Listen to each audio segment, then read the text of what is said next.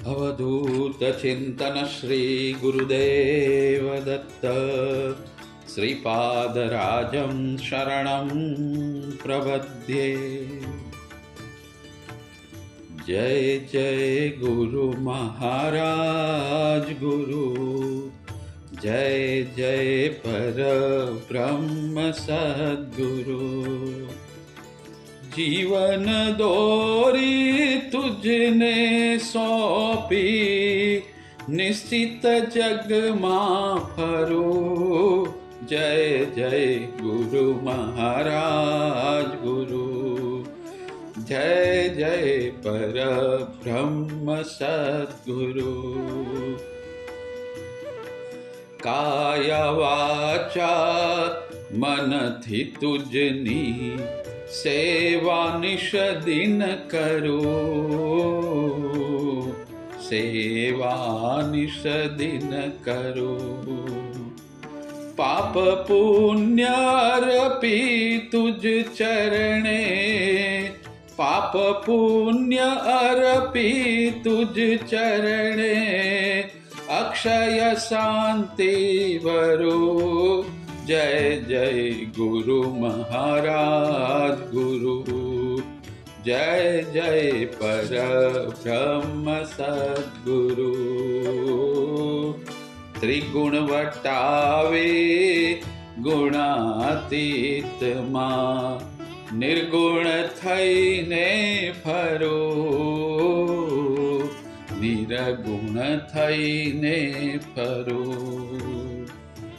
जल लहरी समरंग रूप ने, बाळ जीवता मरो। जय जय गुरु महाराज गुरु, जय जय पर ब्रह्म सद्गुरु। अध्याय 7 जीवन घड़तर। ઈસવીસન 1920 સિનિયર બીએમાં પાંડુરંગ આવ્યા.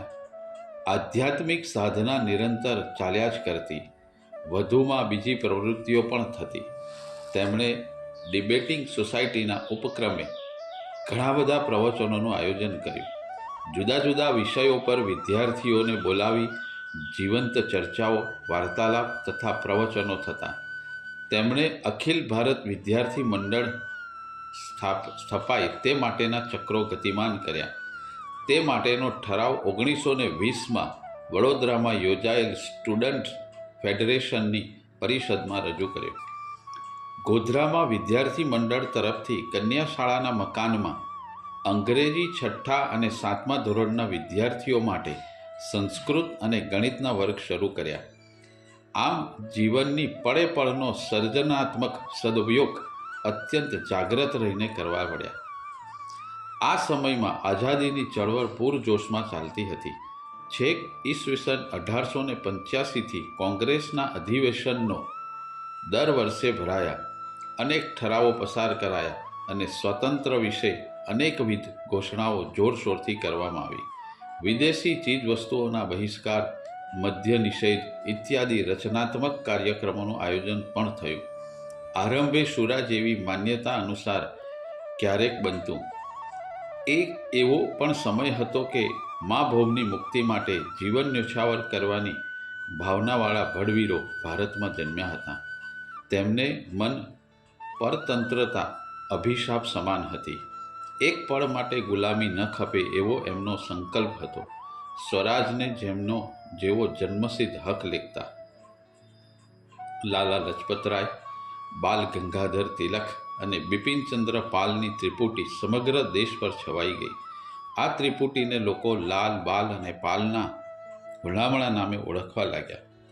બાલ ગંગાધર તિલકે પ્રજાને નવું જ સૂત્ર આપ્યું: સ્વરાજ મારો જન્મસિદ્ધ હક છે.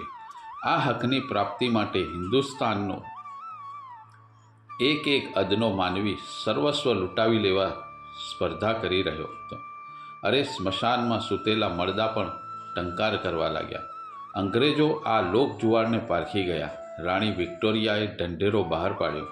તેમાં થોડી ઘણી સવલતો જાહેર કરી, પરંતુ હવે લોકો અંગ્રેજોની સમયાંતરે 2-4 ટુકડા નાખવાની પદ્ધતિને પારખી ગયા હતા. તેથી આઝાદી મેળવવાના પ્રજાના જુસ્સામાં જરાય ઓટ આવી નહીં. ઈસવીસન 1919માં જલિયાવાલા બાગમાં મોતનું તાંડવ ખેલાયું. શૈતાનોને પણ સારા કહેવડાવે તેવા જનરલ ડાયરે જલિયાવાલા બાગમાં સેંકડો નાગરિકોને રેંસી નાખ્યા. જનરલ ડાયરની આ ક્રૂર ઘાતકી શૈતાની હરકતે ભારતીય પ્રજામાં ખૂબ જ જુસ્સો અને ગુસ્સો પ્રગટાવ્યો. સમગ્ર પ્રજા બ્રિટિશ સલ્તનતને ઉથલાવી નાખવા અને આઝાદી પ્રાપ્ત કરવાના પ્રચંડ નિર્ધાર સાથે મેદાનમાં આવી ગઈ. આ સમયે ગાંધીજીએ ચળવળની આગેવાની લીધી. ઈસવીસન 1919ના સપ્ટેમ્બરમાં કોંગ્રેસની ખાસ બેઠક બોલાવાઈ. બેઠક લાલા લજપતરાયના પ્રમુખપદે મળી. તેમાં માત્ર 7 મતની બહુમતીથી નિર્ણય લેવાયો કે દેશભરમાં પ્રચંડ અસહકારની લડત કરવી. સરકારને કોઈપણ ક્ષેત્રે સહકાર આપવો નહીં. શરૂઆતમાં શિક્ષણ અને ન્યાય ક્ષેત્રે સરકારને સહકાર ન આપવો એમ ગાંધીજીએ નક્કી કર્યું. ડિસેમ્બર 1919માં નાગપુરમાં કોંગ્રેસની બેઠક મળી. તેમાં બંગાળના દેશબંધુ દાસ સારા એવા ડેલિગેટો બંગાળમાંથી આવી ગયા. અસહકારનો પ્રસ્તાવ તેમના દ્વારા મુકાયો અને તે પ્રચંડ બહુમતીથી પસાર થયો. ગાંધીબાપુ આખા દેશમાં ફરવા લાગ્યા અને તેમણે સર્વત્ર હાકલ કરી કે ન્યાય અને શિક્ષણ ક્ષેત્રમાં સેવા બજાવતા કર્મચારીઓ કામનો બહિષ્કાર કરો. વકીલો કોર્ટનું કામ છોડી દો. વિદ્યાર્થીઓ શાળા કોલેજ છોડી મા ભૌમની આઝાદી માટે પ્રાણ પાથરવા મેદાનમાં આવી જાઓ. ધીમે ધીમે આ હાકલ સમગ્ર દેશમાં વ્યાપી ગઈ. ઈસવીસન 1920 ઓગસ્ટ દરમિયાન લોકમાન્ય તિલકનું અવસાન થયું. સમગ્ર ભારત હતપ્રત થઈ ગયું. પ્રજાની આંખો અશ્રુભીની બની. સમગ્ર હિન્દુસ્તાન રડ્યું. થોડા સમય પહેલાં લોકમાન્યની તબિયત સુધારા પડશે તેવા સમાચાર જાણી પાંડુરંગને આનંદ થયો. પરંતુ થોડા જ સમય પછી એક મિત્ર તેમને રૂમ પર આવ્યો અને બોલ્યો, લોકમાન્ય તિલક ગયા. પાંડુરંગ સફાળા બેઠા થઈ ગયા. એવાને એવા ઉઘાડે પગે સમગ્ર વડોદરા શહેરમાં તેઓ ભટક્યા અને વિદ્યાર્થીઓને એકત્રિત કર્યા. સમગ્ર શહેરની દુકાનો ફટાફટ બંધ થઈ ગઈ. સમગ્ર ટોળિયું જ્યુબિલી બાગમાં ભેગું થયું અને શોક સભામાં ફેરવાઈ ગયું. મૌન પાડ્યું. સભામાંથી કોઈએ પાંડુરંગને બોલવાનું સૂચન કર્યું. પાંડુરંગ 5-10 મિનિટ બોલ્યા. કોલેજ બંધ થઈ ગઈ. ડિબેટિંગ સોસાયટીઓમાં પાંડુરંગનું જ ભાષણ હતું. ડિબેટિંગ સોસાયટીની મિટિંગમાં સભાનું આયોજન થયું. ગાંધી બાપુની અસહકારની હાકલ અત્યંત બુલંદ થઈ. તેઓ શિક્ષણ ક્ષેત્રના અને ન્યાય ક્ષેત્રના કર્મચારીઓને વ્યવસાય તથા અભ્યાસ છોડવા આગ્રહ કરી ભરી વિનંતી કરવા લાગ્યા. એલાનની ઘણી સારી અસર થઈ. કેટલાક વકીલોએ પોતાના વ્યવસાયને તિલાંજલિ આપી. દેશના સેંકડો વિદ્યાર્થીઓએ કોલેજનો અભ્યાસ છોડી દીધો અને મા ભૌમની આઝાદીના યજ્ઞમાં પોતાના સર્વસ્વની અને પોતાની જાતની આહુતિ આપવા તત્પર થઈ ગયા. પાંડુરંગ પણ ભણવા કેવી રીતે જઈ શકે? તેમણે સૌથી પહેલાં વડોદરાની કોલેજને તિલાંજલિ આપી. કોલેજમાંથી નીકળી આખો દિવસ ચળવળના કામમાં વ્યસ્ત થઈ ગયા. મોડી રાત્રે હોસ્ટેલ પર આવ્યા. બધા મિત્રોને જાણ થઈ ગઈ હતી કે વણામેએ કોલેજ છોડી દીધી છે અને ચળવળમાં જોડાઈ ગયા છે. હોસ્ટેલના ઘણા વિદ્યાર્થીઓ તેમની રાહ જોતા હતા. મોટાભાગના મિત્રોએ તેમને અભિનંદન આપ્યા, પરંતુ 2-3 ખૂબ જ અંગત મિત્રો જેઓ પાંડુરંગની ઘરની આર્થિક સ્થિતિ જાણતા હતા, તેમણે પાંડુરંગને સ્પષ્ટ ભાષામાં ઘરની પરિસ્થિતિની યાદ અપાવી. વિધવા માને યાદ કરી. કુટુંબની જવાબદારીઓ નિભાવવાની ફરજો સમજાવી.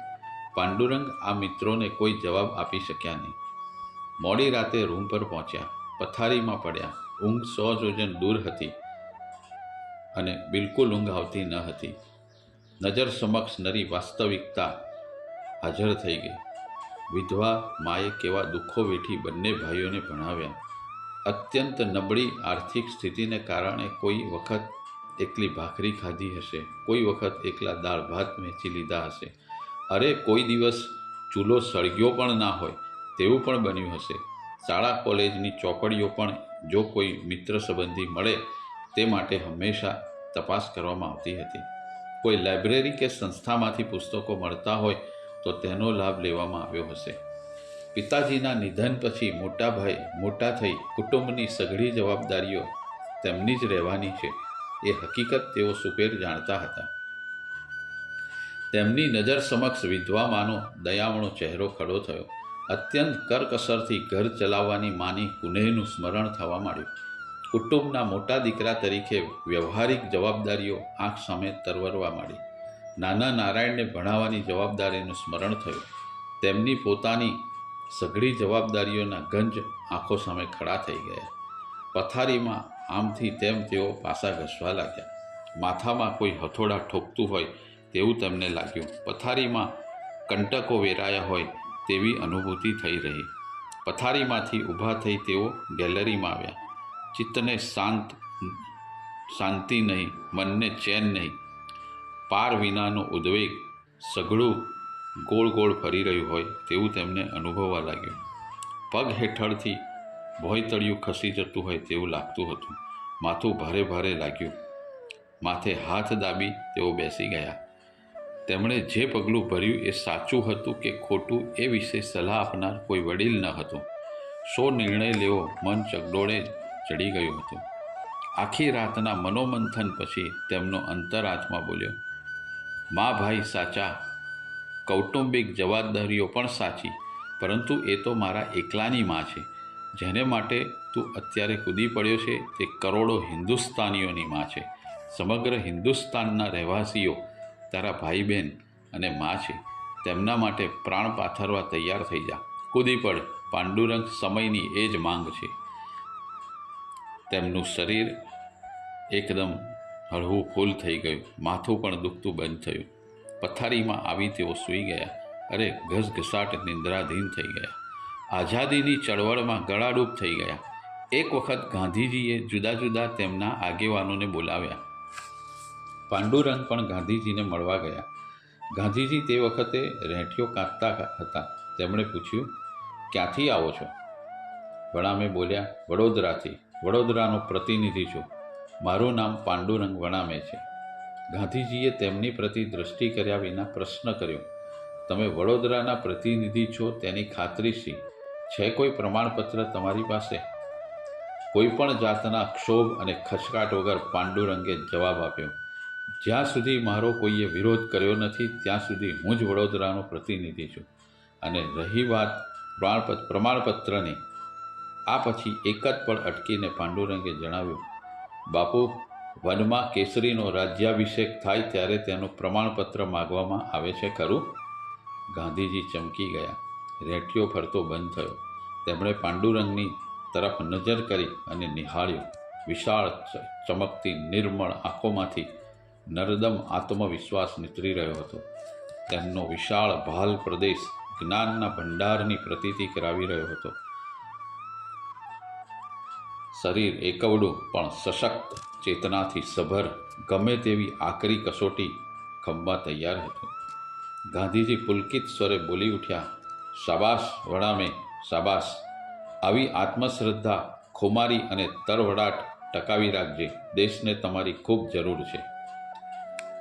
પછી પૂણી કાઢતા તેઓ બોલ્યા, એક કોંગ્રેસી કાર્યકર્તાને ઉદ્દેશીને ગાંધીજી બોલ્યા, મને વણામે જેવા 100 છોકરાઓ મળી જાય તો આઝાદી આ પેલી દેખાય. આઝાદી હાથ વેતમાં છે.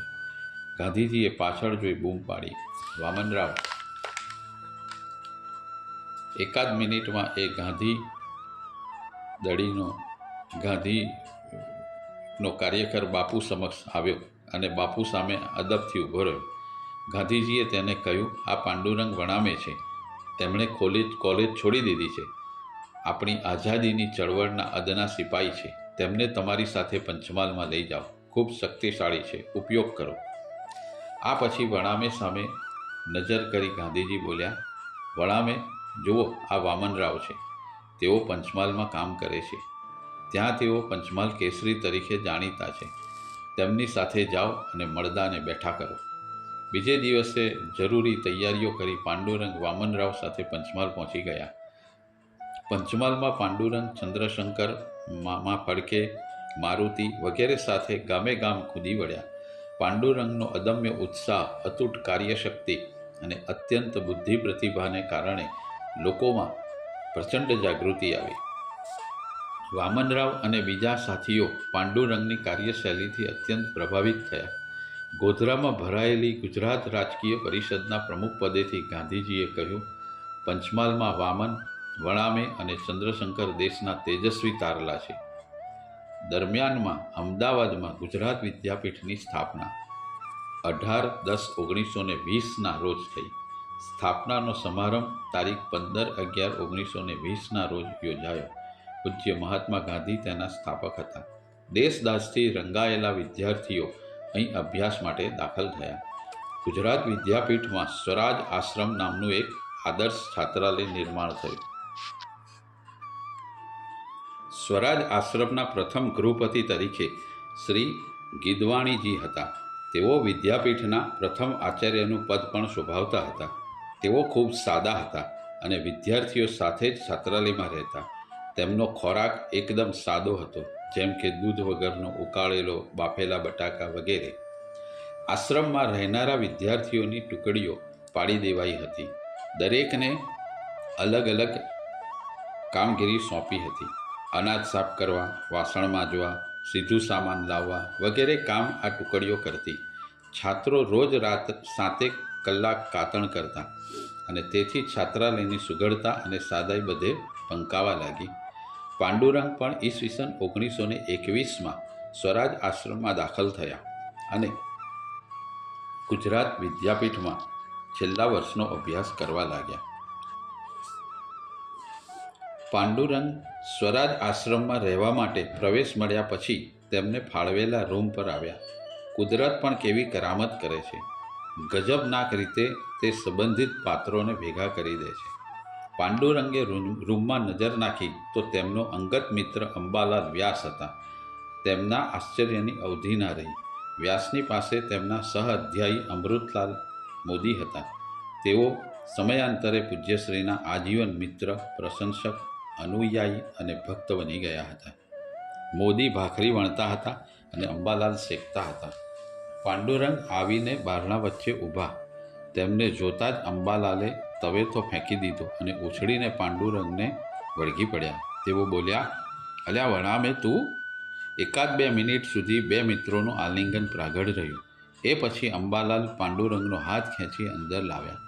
એટલામાં મોદી બોલ્યા, અરે વ્યાસ, જો તો ખરો, ભાખરી બળી ગઈ. અંબાલાલ કહે, અરે યાર, તને શી ખબર કે કોણ આવ્યું છે? મારો ખાસ મિત્ર પાંડુરંગ વણામે આવ્યો છે.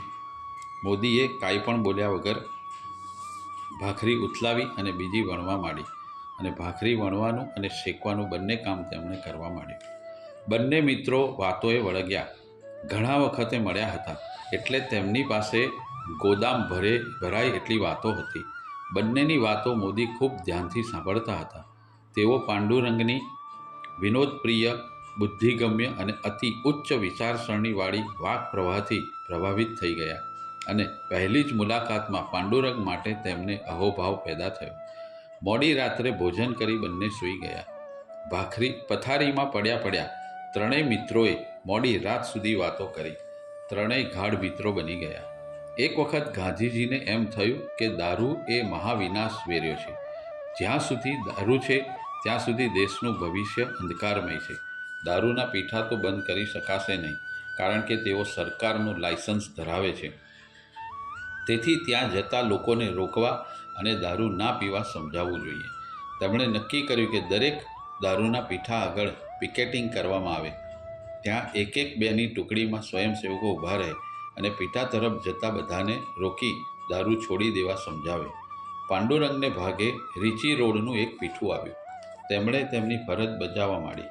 પોતાના આગવી લાક્ષણિક ઢબે દારૂ પીવા જનારને સમજાવવા લાગ્યા. કેટલાક સમજતા પણ ખરા અને કેટલાક ના સમજ પણ હતા.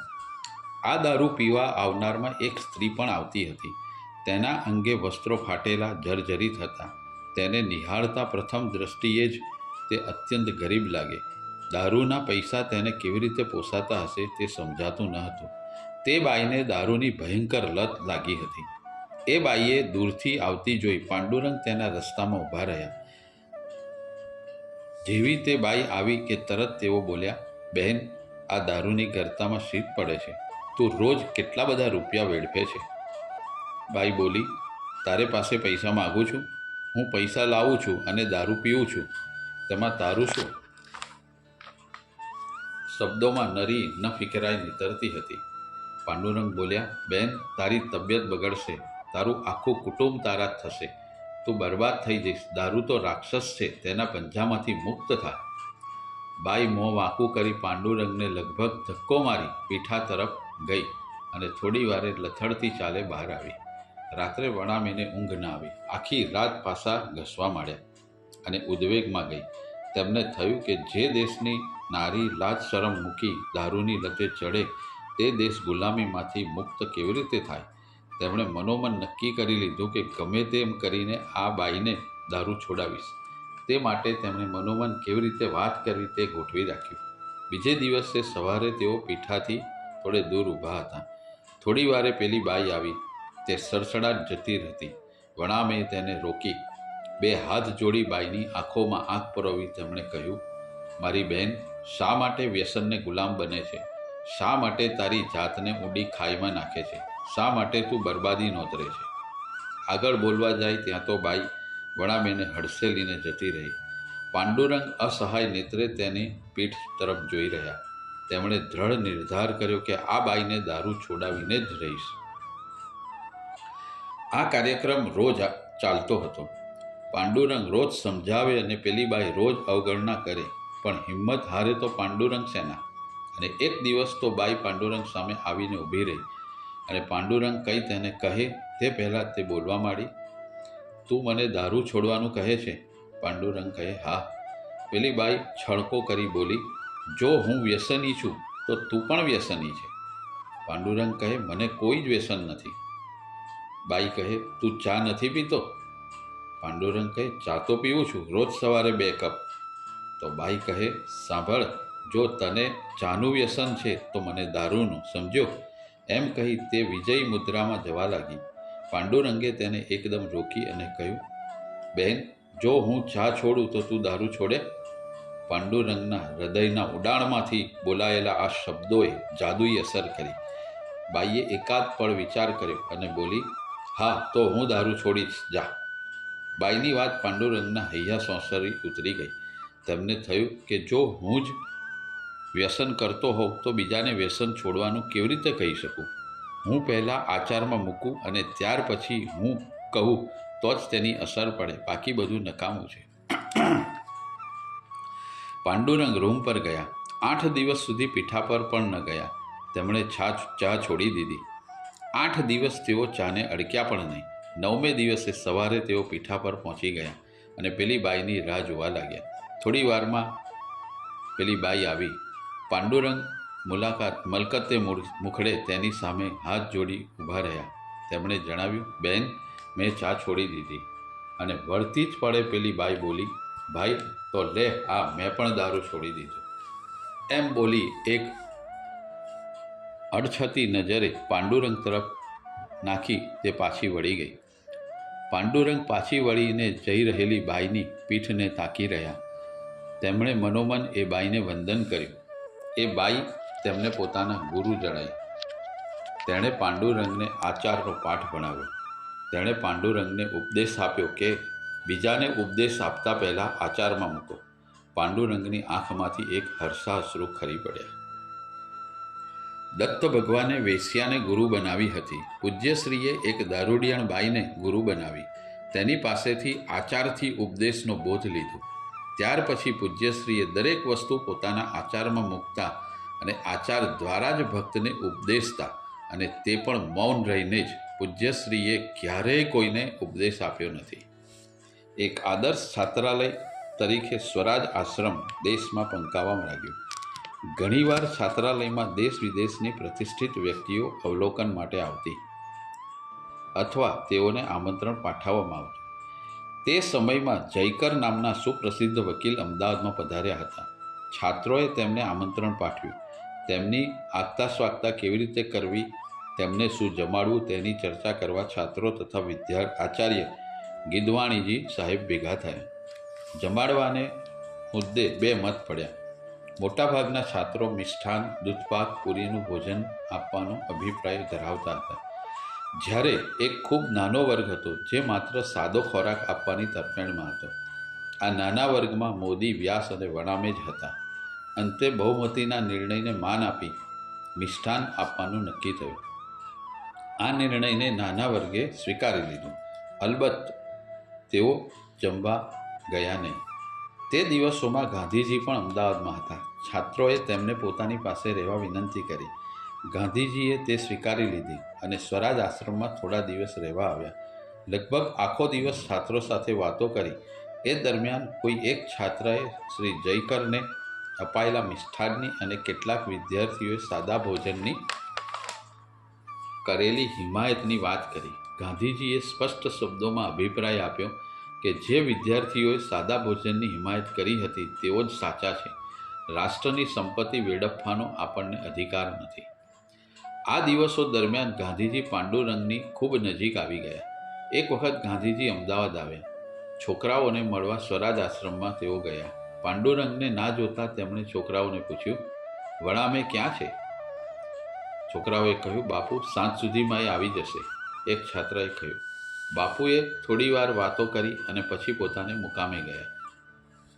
સાંજે 5 વાગે વણામે છાત્રાલયમાં આવ્યા. કોઈએ તેમને કહ્યું કે બાપુ તને યાદ કરતા હતા. એટલે તરત જ તેઓ બાપુને મળવા નીકળી ગયા. દૂરથી વણામેને આવતા જોઈ બાપુ તરત બોલી ઉઠ્યા, વણામે ક્યાં ગયા હતા? હું સવારે છાત્રાલય પર આવ્યો હતો. વણામે બોલ્યા, બાપુ હું ડાકોર ગયો હતો. ગાંધીજી કહે, ડાકોર સારું યાત્રાધામ છે, પણ બહુ ગંદુ છે નહીં? પાંડુરંગને આશ્ચર્ય થયું. તેઓ ધીમેથી પણ મક્કમ સ્વરે બોલ્યા, બાપુ હું તો રણછોડરાયના દર્શને ગયો હતો. રણછોડજીને મળ્યો અને બસ એમનામાં ખોવાઈ જ ગયો. ક્યાં સુધી ત્યાં ઊભો રહ્યો તેની એ ખબર ન રહી. પૂજારીઓએ દરવાજા બંધ કર્યા ત્યારે અચાનક જાગી ગયો. એટલે બાપુ ડાકોરમાં ક્યાં ચોખ્ખું છે અને ક્યાં ગંદકી છે તે મારી નજરમાં જ ન આવ્યું. ગાંધીજી એક પણ શબ્દ ન બોલ્યા. માત્ર આ અલગારી છોકરાને હાથ પકડી અત્યંત પ્રેમથી પોતાની પાસે બેસાડી દીધો. પછી પાંડુરંગના વરડે હાથ ફેરવી 2-4 પળ તેમની સામે તેઓ જોઈ રહ્યા અને અત્યંત મમતાભરી નજરથી અભિનંદન આપી રહ્યા હતા. અને પછી ધીમેથી બોલ્યા, હા, દ્રષ્ટિ તેવી સૃષ્ટિ. મોડી સાંજ સુધી બંને ખૂબ વાતો કરી. ગાંધીજી અને વણામેને વારંવાર મળવાનું થતું, તેથી તેમનો સંબંધ ગાઢ થતો હતો. ગાંધીજીની સત્ય અહિંસાની વિચારસરણીઓ પ્રચાર કરતું નવજીવન છાપું નવજીવન પ્રેસમાંથી બહાર પડતું હતું. તેમાં સ્વામી આનંદ નામના ખૂબ જ સાદા, ત્યાગી અને દેશભક્ત વ્યક્તિ તંત્રી તરીકે કામ કરતા હતા. ગાંધીજીએ વણામેને સ્વામી આનંદની મદદ માટે મોકલ્યા. વણામેને સ્વામી આનંદ જેવા દેશભક્ત પાસે કામ કરવાનો લાભ મળ્યો. તેનો તેમને આનંદ હતો. તેઓ નવજીવન પ્રેસમાં હાજર થઈ ગયા. તેમની ફરજ લેખ લખવાની, લેખો સુધારવાની, ફેરિયાઓને પ્રતો આપવાની અને તેમની પાસેથી હિસાબે પૈસા લેવાના. પાંડુરંગને આ કામમાં મજા આવી, તેથી તેમણે અંબાલાલ વ્યાસને પણ નવજીવનમાં પ્રૂફ રીડર તરીકે આવી જવા જણાવ્યું, પરંતુ તેમને અનુકૂળતા ના પડી. માત્ર ઈશ્વર પરાયણ પ્રાણી માત્રમાં સત્સદ વસ્તુ જ પેખનાર પાંડુરંગને ફેરિયાઓને પ્રત્યો ગણીને આપવી અને ગણીને પૈસા લેવા તે તેમની પર અવિશ્વાસ કરવા જેવી વાત લાગી. પાંડુરંગને ક્યારેય કોઈ ઉપર અવિશ્વાસ આવતો જ નહીં. તેથી તેમણે ફેરિયાઓને કહ્યું, જુઓ, આ જગ્યાએ પ્રતો ઢગલો કરેલો છે. તેમાંથી તમારે ગણીને પ્રતો લઈ જવાની અને તેના પ્રમાણમાં પૈસા આ ગલ્લામાં મૂકી દેવાના. બધું જ કામ ખૂબ જ વ્યવસ્થિત ચાલવા લાગ્યું. ફેરિયાઓ સાથે થયેલા સમજૂતીમાં પણ ક્યારેય દગો ફટકો થતો નહીં. ફેરિયાઓ ખૂબ જ નીતિથી પૈસા મૂકતા અને પ્રતો લેતા. પાંડુરંગ ક્યારેય પૈસા કે પ્રતો ગણતા નહીં. એક દિવસ સ્વામીજીએ વણામેને બોલાવ્યા. ઘણી બધી ચર્ચાઓ કરી. પછી સ્વામીજીએ ઓચિંતું પૂછ્યું, છાપાની પ્રતો ફેરિયાઓને ગણીને આપો છો ને? પાંડુરંગ કહે, કેમ ખૂટી? સ્વામીજી કહે, ના ના, એમ નહીં. આ લોકોને પ્રતો બરાબર ગણીને આપવી અને પૈસા 2 વાર ગણીને લેવા. પાંડુરંગને આશ્ચર્ય થયું. તેઓ બોલ્યા, એની શી જરૂર છે? હું તો ફેરિયાઓને પ્રતો ગણીને લઈ જવાનું કહું છું અને પૈસા ગણીને મૂકવાનું કહું છું. તે લોકો પર અવિશ્વાસનું કારણ મને દેખાતું નથી. સ્વામી એકાદ પળ માટે શાંત રહ્યા, પછી બોલ્યા, જુઓ વણામે, આ ફેરિયાઓ વિશ્વાસ લાયક હોતા નથી અને સંસ્થાના કામમાં ચોક્કસ રહેવું. વણામે કહ્યું, સત્ય અહિંસાના ઉમદા વિચારોનો પ્રચાર કરતા કાર્યાલયમાં બીજા પર અવિશ્વાસ કેમ રખાય? સ્વામી કહે, દુનિયા તમે ધારો છો તેવી નથી. આંધળા વિશ્વાસે ગાડું કોઈ દિવસ ઊંધું પડે. ચોકસાઈથી કામ કરવું. પાંડુરંગ બોલ્યા, સ્વામીજી, સત્ય અને અહિંસાનો સંદેશો લોકોને આપવા અવિશ્વાસના વાતાવરણમાં કેવી રીતે પહોંચતો કરાશે? જે લોકો અડધી રાતે ઉજાગરા કરી વૈતરું કરે અને મહેનતનો પૈસો કમાય છે, તેઓ પર અવિશ્વાસ કેમ થાય? સ્વામીજી કહે, વણામે, તમારી વાત એક આદર્શવાદી વ્યક્તિની છે, પરંતુ દુનિયામાં બધા સરખા હોતા નથી. આપણે સંસ્થામાં કામ કરીએ છીએ, આપણે વ્યવસ્થિત ધ્યાન રાખવું પડે. પાંડુરંગનું મન આળું થઈ ગયું. કોઈ પણ વ્યક્તિ પર અવિશ્વાસ કરવો તે તેમના સ્વભાવમાં ન હતું. તેમણે પ્રેસમાંથી રાજીનામું આપ્યું. જો આપણે વ્યવહારિક રીતે વિચારીએ તો સ્વામીની વાત વ્યાજબી ગણાય. કામ કરતી બધી જ વ્યક્તિઓ વિશ્વાસપાત્ર હોય તેમ ન બને. કોઈ પણ સંસ્થામાં કામ કરનારે હિસાબ કિતાબ રાખવો જોઈએ. શક્ય તેટલી ચોકસાઈ હોવી જોઈએ. આ વાત આજના માહોલથી તરાસીએ તો સ્વામીની વાતમાં સત્ય છે જ, પરંતુ પાંડુરંગ જેવી અલગારી સાધુ જેવી વ્યક્તિ તો પોતાની આગવી મસ્તીમાં જ વર્તે. તેઓ ક્રૂર પ્રાણીનો પણ અવિશ્વાસ ન કરે તો મનુષ્યોનો તો કરે જ કેવી રીતે? પાંડુરંગ પ્રેસમાંથી છૂટા થઈ ગયા અને એક ન્યાયદર્શક નામના છાપામાં નનામી કટાર લખવાની શરૂ કરી. કટારનું મથાળું ભાંગનો લોટો રાખ્યું હતું. આ કટારમાં પાંડુરંગ જાહેર જીવનમાં પડેલા કહેવાતા સેવકોના દંભનો પર્દાફાશ કરતા. ધારદાર, તીખી અને માર્મિક કલમથી તેઓ ભલભલાનો ઉધડો લેવા લાગ્યા. વામનરાવ પાસે પંચમહાલમાં પ્રચાર કરતી વખતે રાજકારણીઓના દંભ અને છેતરામણી વાતો, પત્રકારત્વમાં ચાલતું જૂઠાણું વગેરેનો ઠીક અભ્યાસ થઈ ગયો હતો. ભાંગના લોટાથી દંભી વ્યક્તિઓમાં ગભરાટ વ્યાપી ગયો. લોકો આ કોલમ વાંચવા ઉત્સુક રહેતા અને એકબીજાને પૂછતા કે આનો લેખક કોણ છે? હવે તેમને રાજકારણમાં વ્યાપેલા ભ્રષ્ટાચાર, દંભ, વંચના, છેતરામણી, જુઠ્ઠાણું વગેરે જોઈને સૂગ ચડી ગઈ. તેમણે આ ક્ષેત્રનો અણગમો ઉપજ્યો. તેમણે રાજકારણ છોડી દીધું. હવે તેમને કોઈ એવું ક્ષેત્ર પકડવું હતું જેમાં દેશની સાચા અર્થમાં સેવા થાય. તેમણે શિક્ષણ ક્ષેત્રને પસંદગી આપી. તેમને થયું કે એકલું શિક્ષણ ક્ષેત્ર જ એવું છે કે જ્યાં બધી બદીઓ નથી. વળી ભોળા ભટાક વિદ્યાર્થીઓનું ઘડતર કરી આવતીકાલના ભારતનું નિર્માણ કરવાનો લાભ પણ હતો અને તેમણે શિક્ષક થવાનો નિર્ણય કર્યો. ગુજરાત વિદ્યાપીઠની સ્થાપના પછી રાષ્ટ્રીય શાળાઓની સ્થાપના થઈ. એ શાળાઓએ ગુજરાત વિદ્યાપીઠની માન્યતા સ્વીકારી. તેથી શાળાઓને સરકાર તરફથી મળતી ગ્રાન્ટ બંધ થઈ ગઈ. સૌથી પહેલાં અમદાવાદમાં ઘી કાંટામાં આવેલી મોડેલ્સ હાઈસ્કૂલ ગુજરાત વિદ્યાપીઠમાં જોડાઈ અને રાષ્ટ્રીય શાળા તરીકે જાહેર થઈ. તેણે તેનું નામ રાષ્ટ્રીય આદર્શ વિનય મંદિર રાખ્યું. એ શાળાના સંચાલકો કેશવલાલ અને રામશંકર હતા. વણામે આ શાળામાં સંસ્કૃત અને અંગ્રેજીના શિક્ષક તરીકે ઈસવીસન 1921માં જોડાયા. પાંડુરંગને શિક્ષણ કાર્ય ખૂબ જ ગમ્યું, કારણ કે અહીં કોઈ દંભ ન હતો, અહીં કોઈ વંચના ન હતી, અહીં દંગા ફસાદની દહેશત ન હતી, અહીં અવિશ્વાસ ન હતો. અહીં કામ કરનારા મોટાભાગના શિક્ષકો આદર્શ શિક્ષક હતા. વિદ્યાર્થીઓ તરફ તેમને વાત્સલ્ય ભાવ હતો. વિદ્યા તરફ આદર હતો. વણામેની શિક્ષણ પદ્ધતિ અનોખી, મૌલિક અને ઉત્તમ હતી. ચીલાચાલુ શિક્ષણ પદ્ધતિને તેમણે તિલાંજલિ આપી.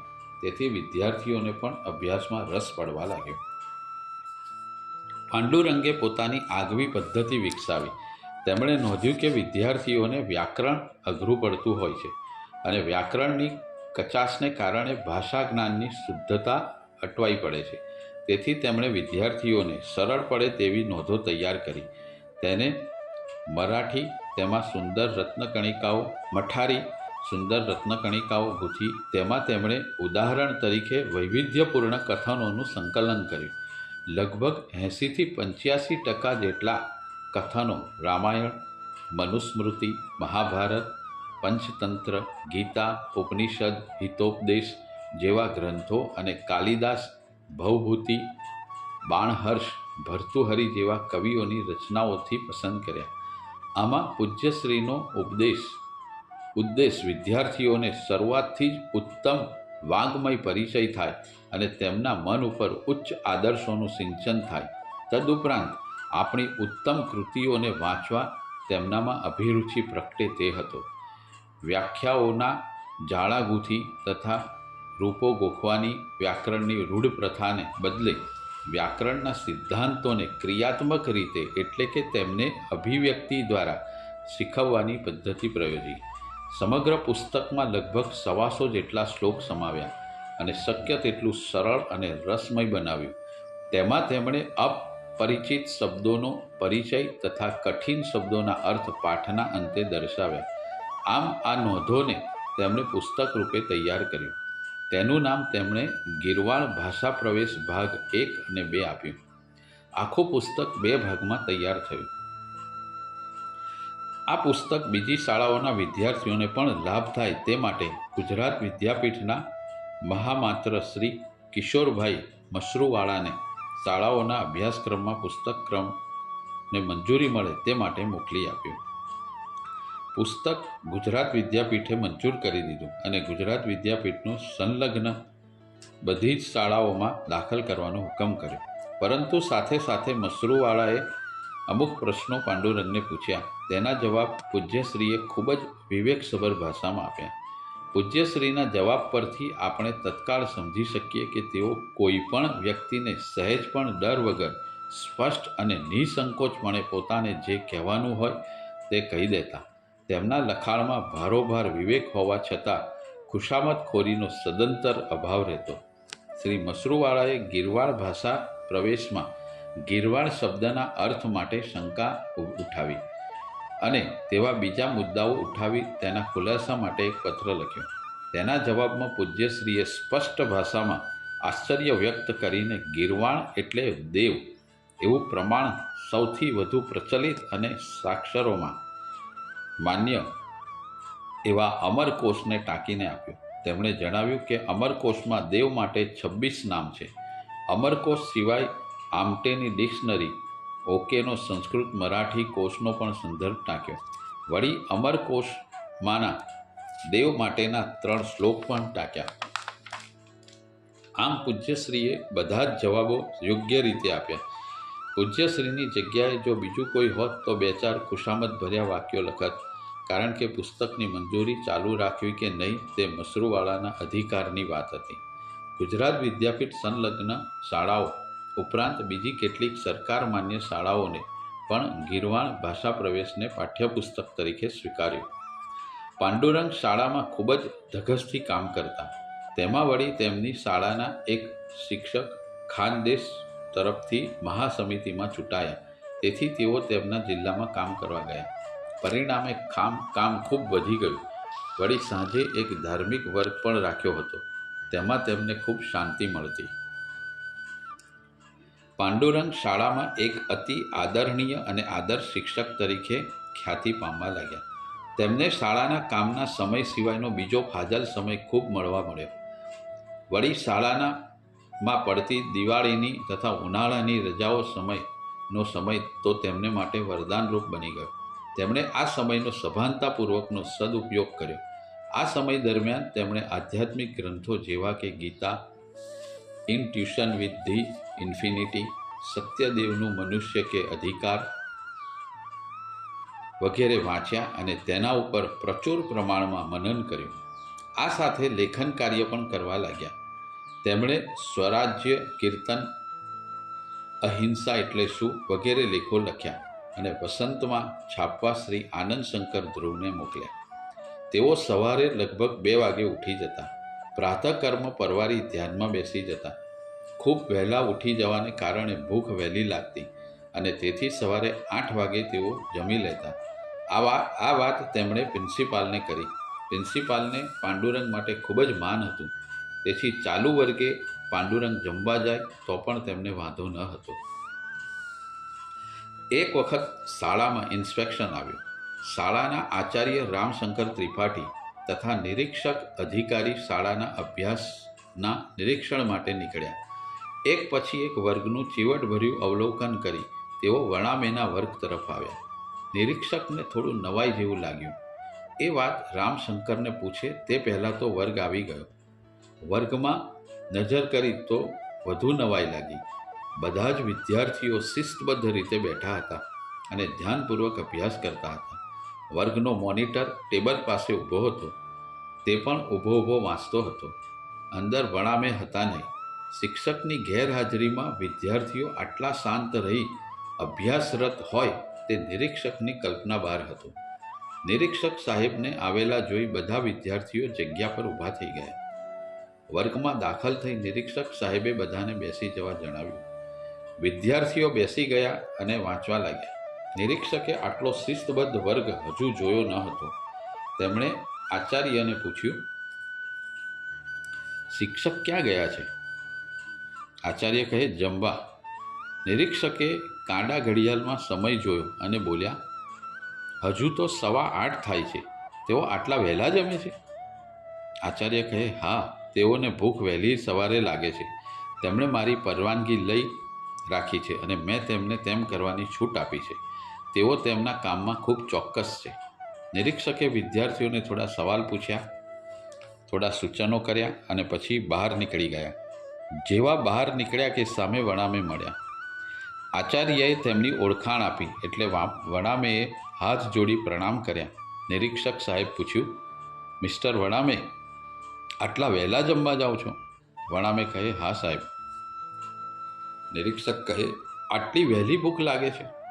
વણામે કહે, મારા માટે આ વહેલું નથી સાહેબ. નિરીક્ષક કહે, સમજ્યો નહીં. પાંડુરંગ કહે, સાહેબ, મારી સવાર રાત્રે 2 વાગે ઉગી જાય છે, જ્યારે આપ સાહેબની સવાર સવારે 6 વાગે થાય છે. તેથી મને સવારે 8 વાગે ભૂખ લાગી જાય છે. તેમાં નવાઈ છે નહીં. વણામે આટલી નિખાલસતાથી અને સહજ ભાવથી બોલ્યા કે નિરીક્ષક અને આચાર્ય બંને ખડખડાટ હસી પડ્યા. પાંડુરંગને સમસ્ત પ્રાણી જગત પર વિશ્વાસ હતો અને તેથી કોઈ પણ વ્યક્તિ જો તેમની પાસે ખોટા આશયથી આવે, અગર તેમને છેતરવા પ્રયત્ન કરે તો તે તેમ કરી જ ના શકે અને એ વ્યક્તિ ત્યાં લાંબો સમય ટકી પણ ના શકે. પાંડુરંગ દર ગુરુવારે ઉપવાસ કરતા. તેથી એક વિદ્યાર્થીને 1 રૂપિયો આપી દર ગુરુવારે પાસેર જેટલા પેંડા મંગાવતા. આ ક્રમ કાયમનો હતો અને તે એક જ છોકરાને આ કામ સોંપતા. છોકરો પણ એક જ કંદોઈને ત્યાંથી પેંડા લાવતો. દર વખતે એક સરખા પેંડા ન આવતા, ઓછા વધતા થતા. પાંડુરંગ તે તરફ કોઈ ધ્યાન આપતા નહીં. છોકરો જે પરચુરણ આપે તે પણ ગણ્યા વગર જ ખિસ્સામાં મૂકી દે. છોકરાને ક્યારેય પણ પૂછે નહીં. એક વખત વણામે શાળામાંથી બહાર નીકળ્યા. તે વખતે પેલો છોકરો ઝડપથી તેમની પાસે આવ્યો અને તેમના પગમાં પડી ખૂબ રડવા લાગ્યો. પાંડુરંગ માત્ર ત્યાં ઊભા જ રહ્યા. એ છોકરાને બરાબર રડવા દીધો. થોડી વારે છોકરો રડતા રડતા બોલ્યો, સાહેબ, મને માફ કરો, હું તમારો ગુનેગાર છું. પાંડુરંગ કહે, મને તો કાંઈ ખબર નથી. તે વળી મારો કયો ગુનો કર્યો? 1-2 પળ થોભી ખમીસની બાયથી આંસુ લૂછી તે છોકરો બોલ્યો, સાહેબ, તમારા મંગાવેલા પેંડામાં હું દર વખતે 1-2 ખાઈ જતો હતો.